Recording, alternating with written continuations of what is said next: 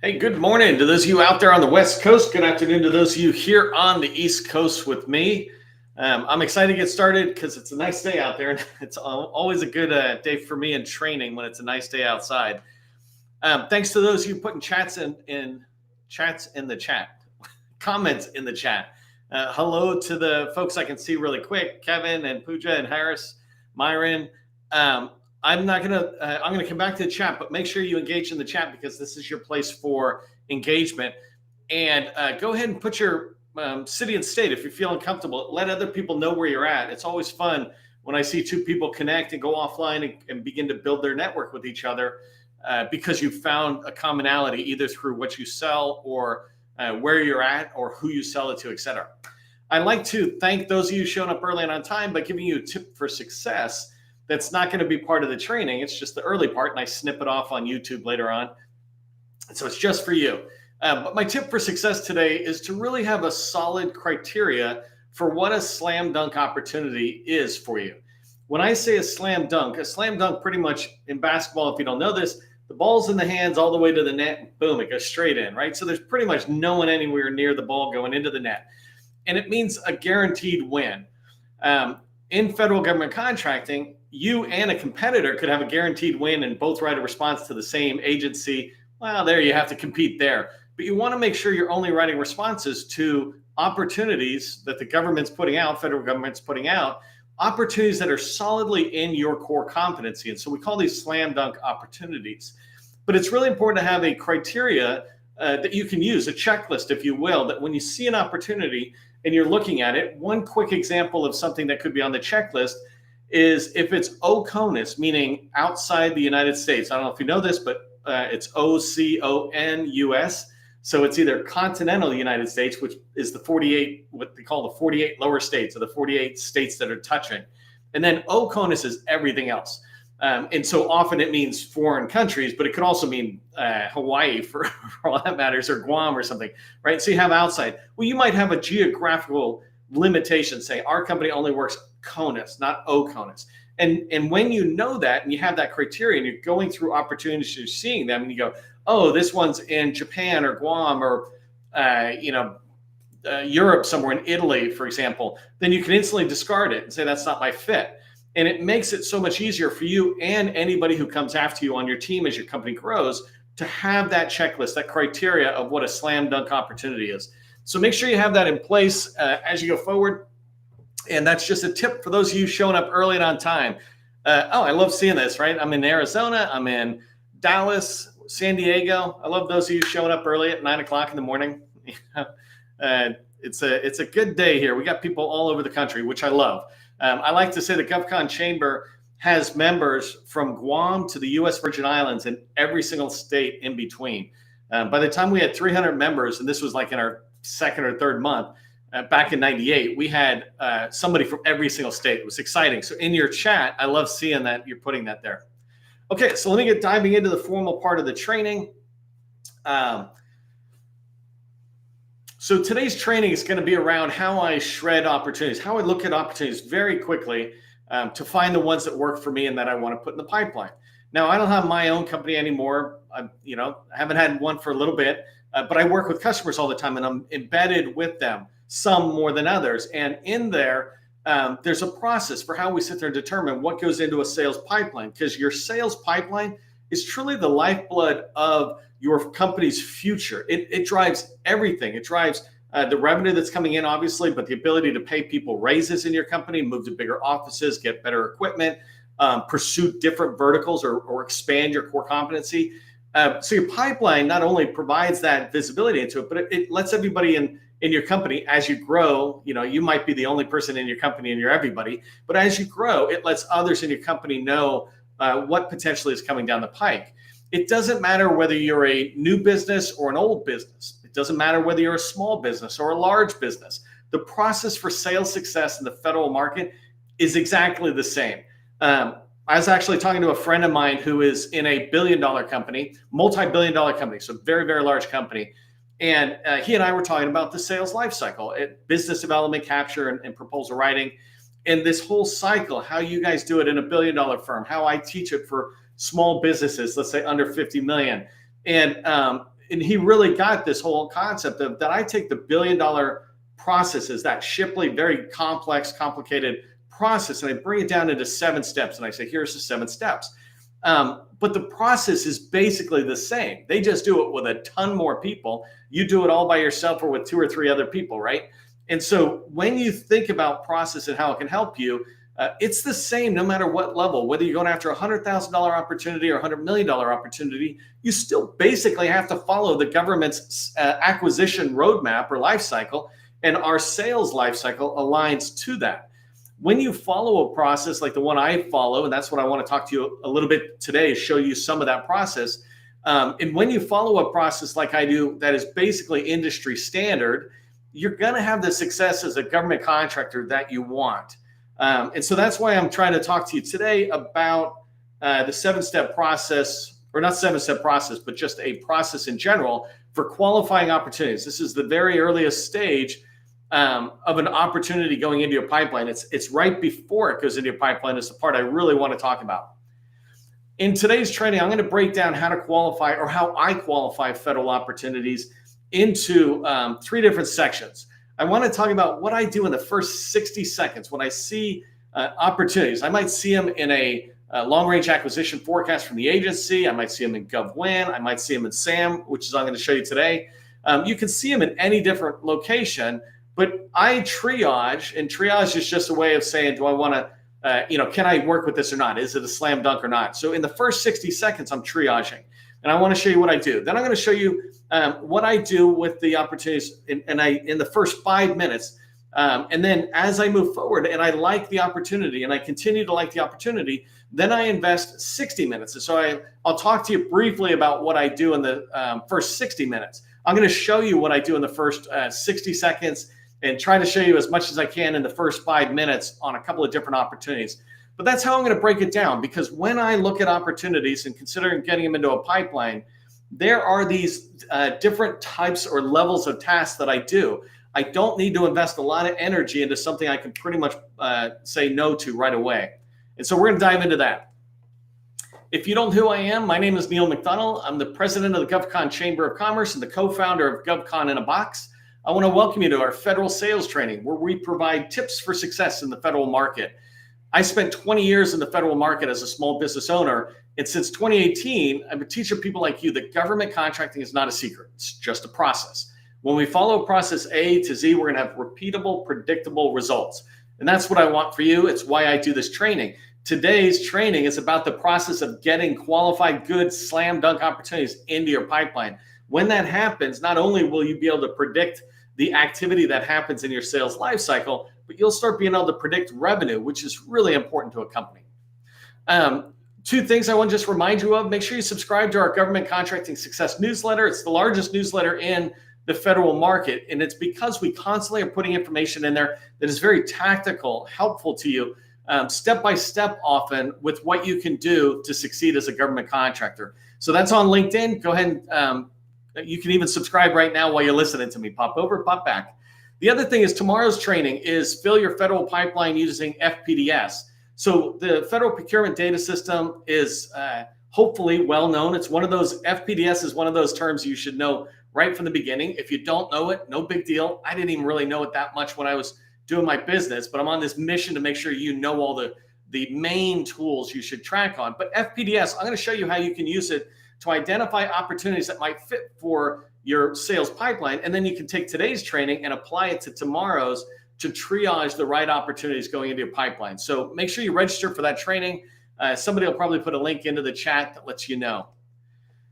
Last thing before we dive into the meat of the training is I just want to congratulate the 4 newest companies to the 100 Club. If you don't know this, GovCon in a Box, we have stood up a new tool that allows you to figure out your visibility, your federal visibility score. And these 4 companies, Intellect Faces, ASCI Federal Services, Fifth Dimensional Success, and Breakpoint Labs, all came in since yesterday. They all increased their score to 100 since yesterday's training. I want to call out Breakpoint in particular. Those guys were pushing it all the way up until like 11:30 or just 15, 30 minutes ago. And they nailed everything and got it done and updated it. So it was exciting to see them go to 100 and put it out there. So Tommy and team, Kudos. Okay, let's get diving in. I'm going to talk for a few minutes about it, then I'm going to go show you how I do this. First thing is, when I'm qualifying an opportunity in the first 60 minutes, it is no different than an app you might find on your phone where you're swiping left or right?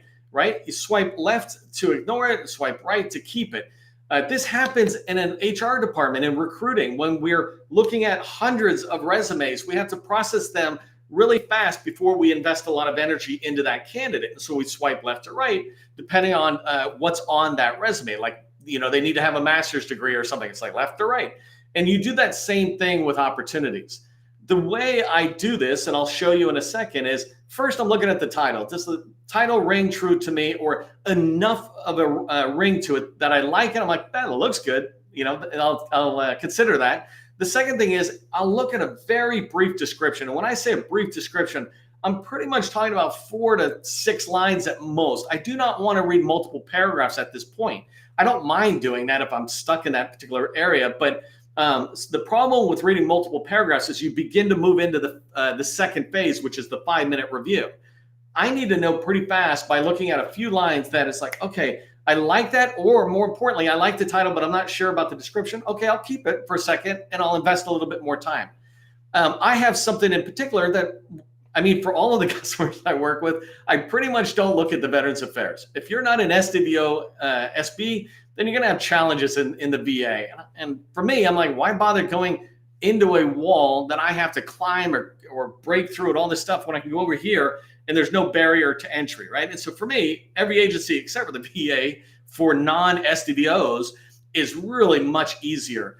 You might have a different opinion. That's totally cool. I'm just saying, for me, when I do my 60-minute review, if I see VA, I move on. And you want to know your same things. You might say, if I see VA, that's top of my list. So it's not, I'm not here to judge the VA. And then the last thing is, I just want to mention the last bullet is, I don't care about the response date. I'm looking at sources sought in particular is what I'll show you, but I don't care about the response date. It could be due in a day or 2 days. It could be due yesterday if I happen to see it. It doesn't matter to me. If I like the opportunity, I'll just push my way into that agency. If you're in sources sought, you're in market research, that day is flexible, whether you acknowledge it or not. Like, I could just send you an email and you'll go somewhere. If all I'm doing is writing to my core competencies, that's not a problem. But don't let a date discourage you. 50% of the time when I reach out to a KO and I say, hey, can you push the date? They'll push the date. Other times I reach out and I say, hey, do you mind if I send it late? I missed the date. I'm like, fine, go ahead. They're still trying to do market research. Some people will say, okay, some people won't.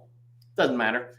All right, let me go show you how I do this in GovCon in a Box. And so GovCon in a Box, this is our tool that we rolled out, and we're going to continuously roll out new features pretty much every week. But it's at govconinabox.com. And right here, bullet 3, I'm going to go to find teammates, which is not what I wanted, actually. Oh, by the way, this is how I can go look at the 100 score. So here's the companies that are 100. I can hit search, and we got a new one. And I don't have the time to show you who it is, but I'll save them for tomorrow. We just went from 15 to 16. That's exciting.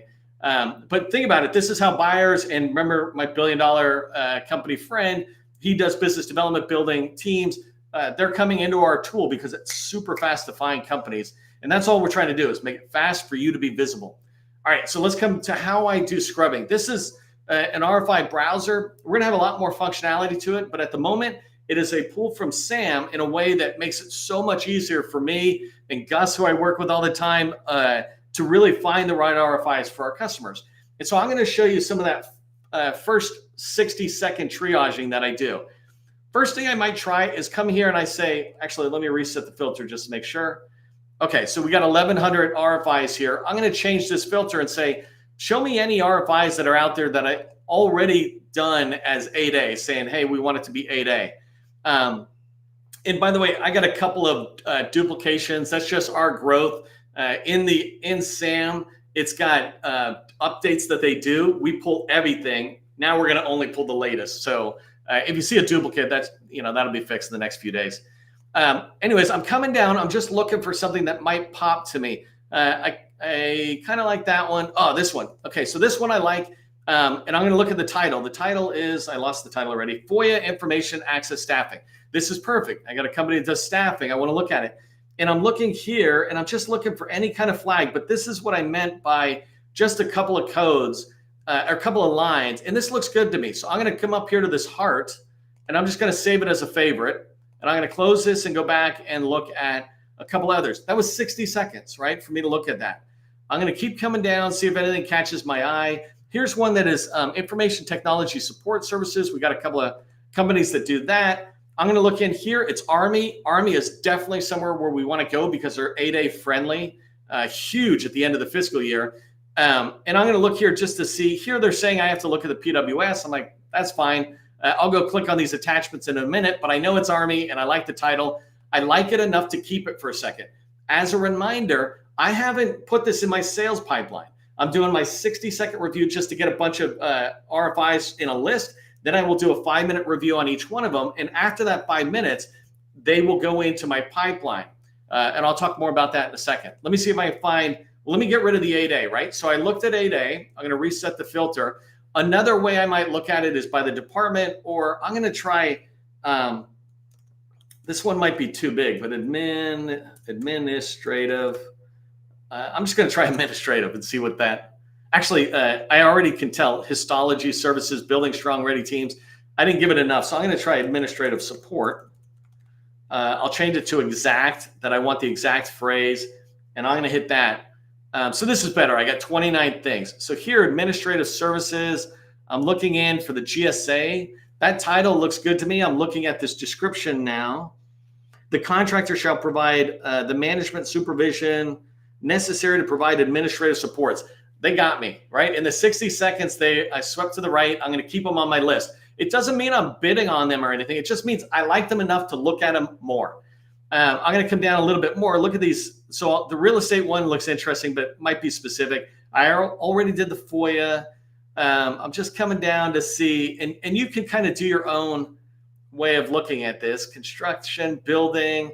Here's maintenance. This is VA, it looks like. Oh, no, joint strike. That's a little too deep for me. Housekeeping. I don't know how housekeeping services got into administrative support, but here is admin support, and this looks good. Just making sure. So I'm looking right there. FAA, that all looks good. I don't even actually have to look at the description because I looked at more than enough to like it. So I'm going to put that on my list. So that was 60 seconds, right? That's me looking at opportunities in 60 seconds. Just so you know, I did those favorites. And I have on my tool in GovCon in a box, I can go over my favorite opportunities. These are the ones I looked at. We'll come back to those in 1 second. Let me go back to my slides here. So that's hilarious. That's supposed to be the first 60 seconds. I screwed that up. But that's all right. First 60 seconds is what I did, right? You see how it takes 60 seconds or less to look at an opportunity, decide to look at it some more. Next thing is the first 5 minutes. And at this point, I'm going to do a deeper dive. I'm looking for flags and I'm looking for confirmation that the task areas are basically aligned to my core competency. For the most part, this is where I'm trying to find out, does this look like a slam dunk to me? So here are some things I just put down. Contract vehicle conflict. I want to look in there and see, are they still exploring the acquisition approach? Meaning, are they still deciding which contract vehicle to go for? Are they still deciding, or have they set their facility clearance aside?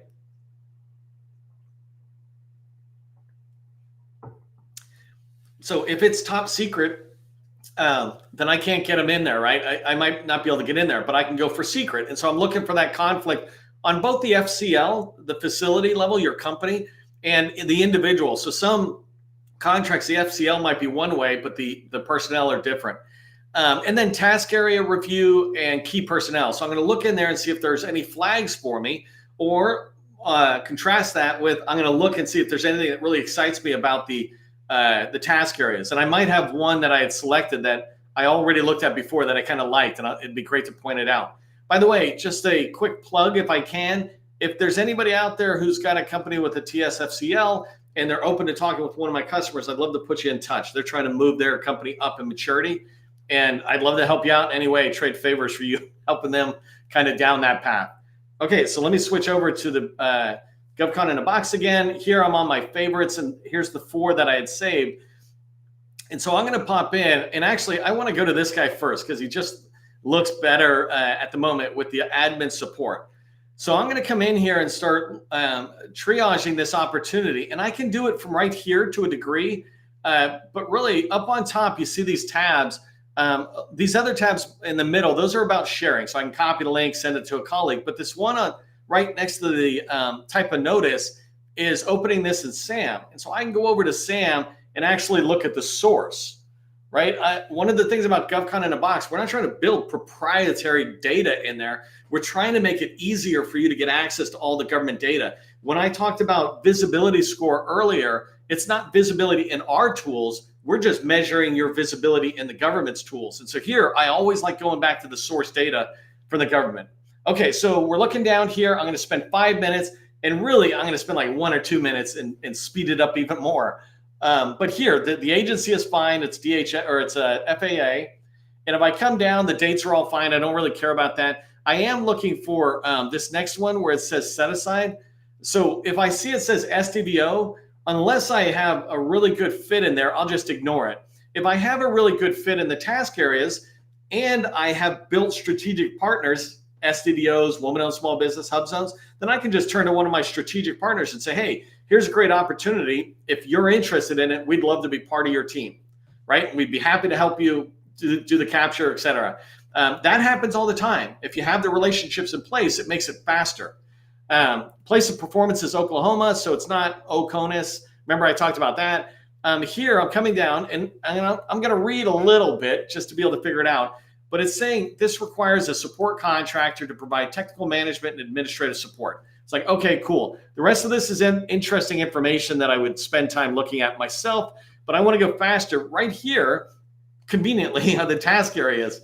And so the 3 task areas are technical research, program management, project management, and administrative support. So task 2 and task 3 are solidly in our world. So that means we're at least 60% in our core competency or slam dunk.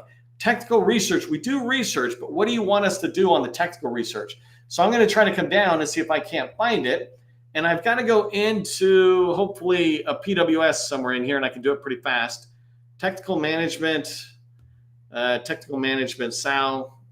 Man, they got too many. They got too many things for me to do this on a live training. Let me click one and see if I can get lucky. Okay, so I'm opening up the SAL. This statement of work is the SAL. In here, I'm just seeing if I can find it. So there's requirements, task area 1, perfect. So I'm going to zoom in. And let me do this. And I'm still within my 2 or 3 minutes, I think. So they require technical aviation, human factor support, research planning. So here, host and participate in the meetings. That's us. And when I say us, I mean one of my customers I know can do this. Here, support the review. That's totally fine. You're supporting subject matter experts is what I see. Lead the efforts in the updates. So what I want to look here, conduct the initial research of information. If you've ever heard me talk about doing a requirement gap analysis, this is where I begin to figure out where our weaknesses are. But in this task area, I can see some of these subtasks we could cover down on. But this one about research execution, I'm like, we don't do that. Here, co-author a scientific report. We don't do that. We'd have to find somebody to team with. And so I look at that and I say to myself, I still think that's a really good one. We actually have people who are in my customer's company who are at this level, but the company doesn't do it, but they would know who to team with. I'm like, that's good enough to pass the 5-minute mark. So I like that one. I'm going to keep it. Let me close this guy and I'm going to do one more. So here, administrative support services. I might do 2 more actually on this. So here, I'm going to do the same thing. Right here, the set aside is hub zone, which is interesting. So we're not a hub zone, the company I'm thinking about in my mind for this, but maybe they could team up with a hub zone. But let's go see how big it is, because teaming up, sometimes it needs to be a little bit bigger in order for people to be open to teaming.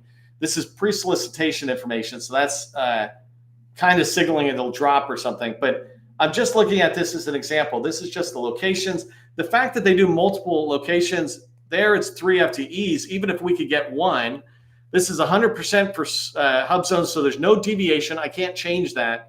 And then I could go look in the details. I'm going to skip this one for a second. The only reason I would keep it in my pipeline and go after it is if I had a strategic partner, somebody I'm meeting on a daily, or excuse me, every 2-week basis, talking about a joint pipeline, who is also a hub zone, right? And so if I've got those strategic partners in place and I'm meeting with them for 30 minutes every 2 weeks, then bringing an opportunity like this forward makes total sense. It's like, hey, what about we get 1 FTE, you get 2, let's go after it together. They're either open for it or they're not, and that's fine. But it's a way to process your pipeline really fast. So you can see this process, right? I do that process very quickly. I can go into the documents and look at it. But the whole idea of this is I'm just in the first 5 minutes, I'm trying to look at it. If I like it, like I do, especially the first opportunity I showed you, a little bit on the second one, if I like it, then it goes into my sales pipeline. And I don't know if you've seen my training on the pipeline, but the first capture status is unqualified. I have just reviewed it and I like it, but now I got to do the work of qualifying it. And this means, can I find a KO who's going to talk to me? Can I find out about the budget? Can I find out about the program office, et cetera? I'm probably actually alluding to it right here on the bottom, basic capture data, right? That's the qualifying stuff that I'm going to be doing on an opportunity when it's in my pipeline.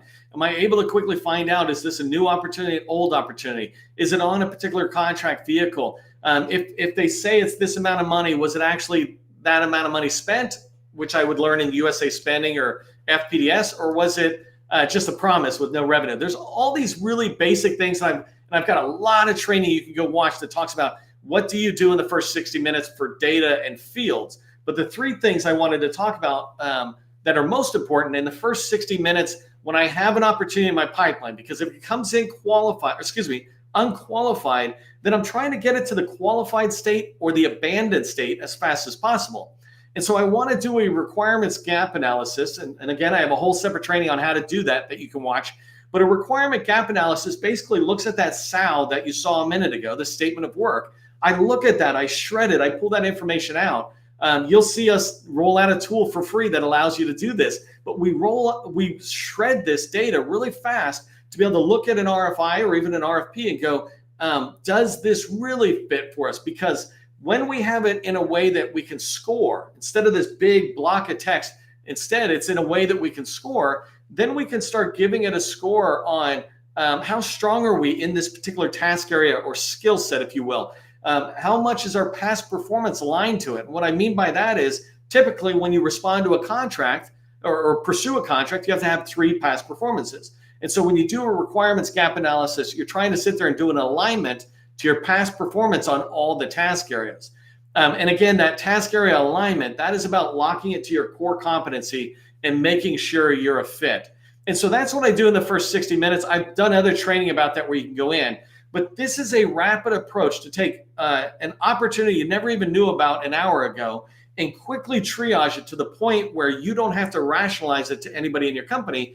The data clearly communicates for you and your colleagues that this is a good opportunity, a slam dunk opportunity worthy of our pipeline. Okay, so here's what I want you to remember from today's training. I know it's a fire hose. You can always watch the replay. But the important thing is when you look at opportunities in a long-range acquisition forecast or tools like our tool on GovCon in a Box or SAM or anything else, learn to swipe left and swipe right fast. 60 seconds or less on an opportunity. You want to get into that rhythm. Anything longer than 60 seconds means you're trying to convince yourself that it's good. And then have a clear slam dunk opportunity criteria that makes it so easy for you to understand which ones go left and which ones go right. And I think left is get rid of and right is keep. I can't remember. You come up with your own left or right. And the last thing is just go to GovCon in a Box. We put the RFIs in there. You can do that exercise and just hit the heart, save it as a favorite, then move on to the second exercise, which is a 5-minute review. And in that one, you might take 10 minutes to review it, but you'll eventually get down to being able to review opportunities in 5 minutes for that triage to decide if it goes into your pipeline. Hopefully you found this valuable. If you did, just put slam dunk into the chat. Let us know that you were tracking on it. If you're interested in getting our support on your company reaching the next level, we've got a BD Accelerator workshop. It's for companies that are making $1 million or more. You've got to have money so that we don't, you've got traction, right? I provide this training for everybody else. But if you're interested in that, just put workshop in the chat. Gus or I'll be happy to reach back out to you. But this is a BD Accelerator workshop. For everybody else, that GovCon in a Box tool, go check it out now. It's free. Raise your visibility score. I want to put you on our next training. And all of us, as we move through the day, just remember, government contracting, it is not a secret. It's just a process. I will see you in the next training.